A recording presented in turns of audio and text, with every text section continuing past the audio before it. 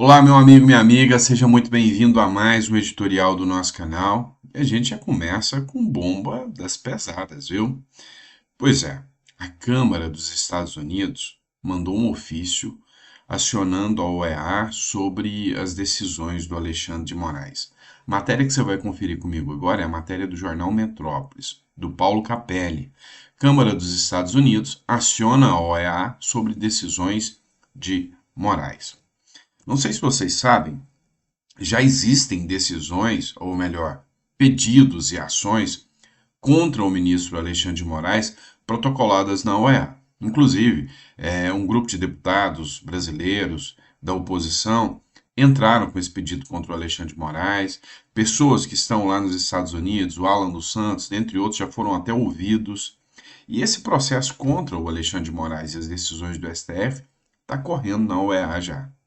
O que a Câmara dos Deputados norte-americana pediu é que todos esses dados, provas e informações que constam na OEA sejam encaminhados agora para a Câmara dos Estados Unidos. Isso mostra que os deputados têm interesse, sim, em fazer uma investigação mais aprofundada contra o Alexandre de Moraes. Olha o que diz a matéria aqui. A Câmara dos Estados Unidos enviou às Organizações dos Estados Americanos, conhecida como OEA, um pedido de informações sobre denúncias de censura, abuso de autoridade e violação em massa da liberdade de expressão no Brasil. Estes foram os termos utilizados pela Câmara dos Estados Unidos, que já reconheceu, através daquele documento de 50 páginas, que há fortes indícios de censura, abuso de autoridade e violação em massa de liberdade de expressão no Brasil por parte do ministro Supremo Alexandre de Moraes. O documento é assinado pelo presidente da Subcomissão Global de Direitos Humanos da Câmara dos Deputados dos Estados Unidos, o deputado republicano Chris Smith. Ele se refere a decisões do ministro Alexandre de Moraes do STF para bloqueio de perfis em redes sociais e canais de comunicação na web, mantidos por acusados de envolvimento nos atos do 8 de janeiro e em outros que antecederam as depredações. Chris Smith alega ter recebido na subcomissão do Congresso americano graves alegações de violação dos direitos humanos no Brasil. A carta foi enviada à presidente da Comissão Interamericana de Direitos Humanos, Roberta Clark, e ao relator especial para a liberdade de expressão e de identidade, Pedro José Vaca Villarreal. Em suas decisões sigilosas, Alexandre de Moraes costuma justificar que medidas como suspensão de contas de investigados são necessárias para a manutenção do Estado Democrático de Direito. Vamos lá. O que a gente pode observar dessa situação aqui? A primeira situação que a gente observa é que já existe um processo na OEA, processo aberto pelos deputados brasileiros, mas isso não impede que novos processos sejam abertos. Essa intimação do Congresso norte-americano à OEA, que ela justifica, pedindo que apresente documentos, provas, é para criar um dossiê robusto contra o ministro Alexandre de Moraes e, como a Câmara dos Deputados norte-americana já deixou bem claro, vínculo do Biden, sabendo tudo que estava acontecendo aqui no Brasil e sendo conivente com isso. Você deve lembrar aquela matéria do The Washington Post que diz que o governo norte-americano interferiu aqui no pleito eleitoral aqui no Brasil, quando ele chamou, inclusive, Tarcísio de Freitas, o Lira, entre outras figuras, para pressionar aqui o Bolsonaro a não fazer nada e dar o apoio total ao Lula. Você deve lembrar desse momento. Então, o Congresso norte-americano fala que o governo Biden é conivente com as ações do ministro Alexandre de Moraes. O que pode acontecer se ocorrer uma sanção na OEA contra o ministro Alexandre de Moraes? O Brasil sofrerá sanções. Então entenda o seguinte: a Corte Interamericana ela pune o Estado. Então ela vai, por ações do Supremo Tribunal Federal, punir e implementar sanções ao Brasil e pedir que o Brasil implemente sanções contra quem cometeu o ato, contra o Alexandre de Moraes. E aí, novamente, volta para o direito brasileiro aqui. Entenderam? Então, se a OEA determina ali uma decisão, né, a OEA vai julgar. Vamos lá. Condenou. Condenou o Brasil pelas decisões do Alexandre de Moraes. O Brasil vai ser sancionado e o Brasil vai ter que entrar com um processo para punir o Alexandre de Moraes. Muitas das vezes, e isso é comum, um caso foi a lei da anistia, o Brasil simplesmente desrespeita a OEA e fala, tô nem aí, não vou fazer nada. Outra coisa é quando isso aqui sai da Comissão de Direitos Interamericanos e vai para o Tribunal Penal Internacional. Aí a história já é outra. O TPI, que é o Tribunal Penal Internacional, esse pune indivíduos. É o que aconteceu com o Putin. Tá? O TPI puniu o Putin e o Lula queria tirar o Brasil de dentro do TPI, para não mais ficar sujeito à jurisdição do Tribunal Penal Internacional. O Tribunal Penal Internacional pune a pessoa, dá a ordem de prisão em qualquer país que o Putin pisar hoje, que faz parte do Tribunal Penal Internacional, ele tem que prender o Putin. Então, se o Putin vem aqui no Brasil, o Lula não prende o Putin, o Lula comete crime e o Lula pode ser condenado pelo Tribunal Penal Internacional também. E aí ele não pode ir para nenhum desses países que é mais democrático e ligado ao Tribunal Penal Internacional. Se houver uma condenação nesses modos contra o Alexandre de Moraes, fica a mesma coisa. Só que como o Brasil faz parte da OEA, o Brasil é obrigado a cumprir. A Rússia não faz, o Brasil faz.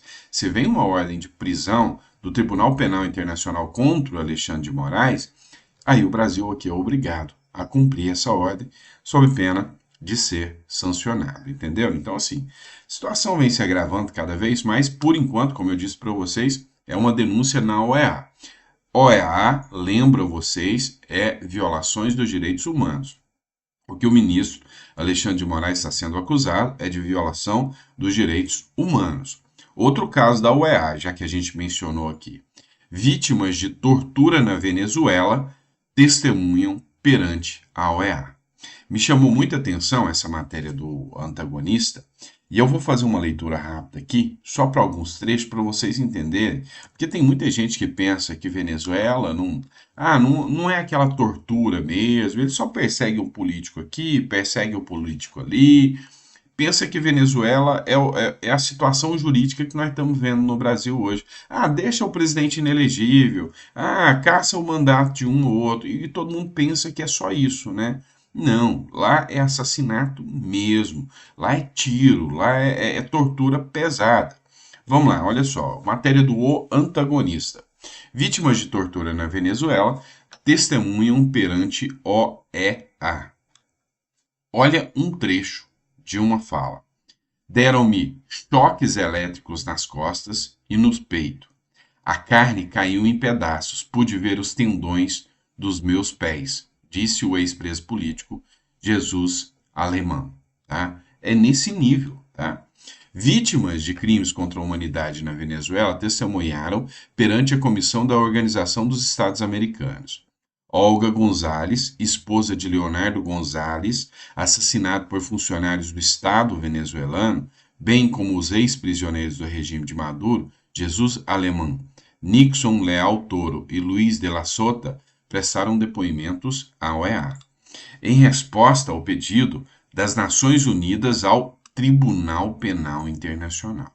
Então, lembra a explicação que eu fiz para vocês? Eu tenho o Tribunal Penal Internacional e eu tenho a OEA. A OEA, ela visa condenar a Venezuela, mas já tem uma ação no Tribunal Penal Internacional contra o Maduro. Então, o Tribunal Penal Internacional, nesse caso, que está julgando o Maduro, mandou para a OEA e falou: olha, eu quero que você ouça se houve violações de direitos humanos na Venezuela. Então, quem toma o depoimento é a OEA, que depois manda este volta para o Tribunal Penal Internacional. Com uma condenação da OEA, o Tribunal Penal Internacional vem e segue com a condenação ao Maduro. É o que pode acontecer aqui no Brasil também. Ó, Em resposta ao pedido das Nações Unidas ao Tribunal Penal Internacional para que este tribunal emita mandados de prisão contra torturadores na Venezuela. Testemunhas de crimes contra a humanidade no país caribenho relatam a violência que sofreram. A Olga Gonzalez, que é a esposa de Leonardo Gonzalez, foi assassinado por funcionários do Estado venezuelano durante um protesto. Foi uma das primeiras a falar perante o painel especialista. O veículo dele recebeu 21 tiros. Quando revistaram meu marido, tinha 4 balas no bolso. Essas eram as armas dele. Não há uma única evidência que diga que esses funcionários receberam uma pedra ou um único arranhão. Aqui houve uma execução extrajudicial, houve um massacre. Por sua vez, Jesus Aleman, ex-preso político, afirmou: deram-me choques elétricos nas costas e no peito. Só pensei em minha família, namorada e amigos, e isso me deu-me forças para seguir em frente. Negaram-me assistência médica. A carne caiu em pedaços, pude ver os tendões dos meus pés. O Nixon Leal Toro escreveu o seguinte: fui vítima de desaparecimento forçado. Minha mãe até me procurou no necrotério. Ninguém sabia meu paradeiro. Homens uniformizados, não identificados, me levaram para um prédio, me torturaram. Eles me enforcaram por períodos de tempo e cobriram meu rosto com um capuz. A ditadura, o autoritarismo, ele passa por estágios, por estágios.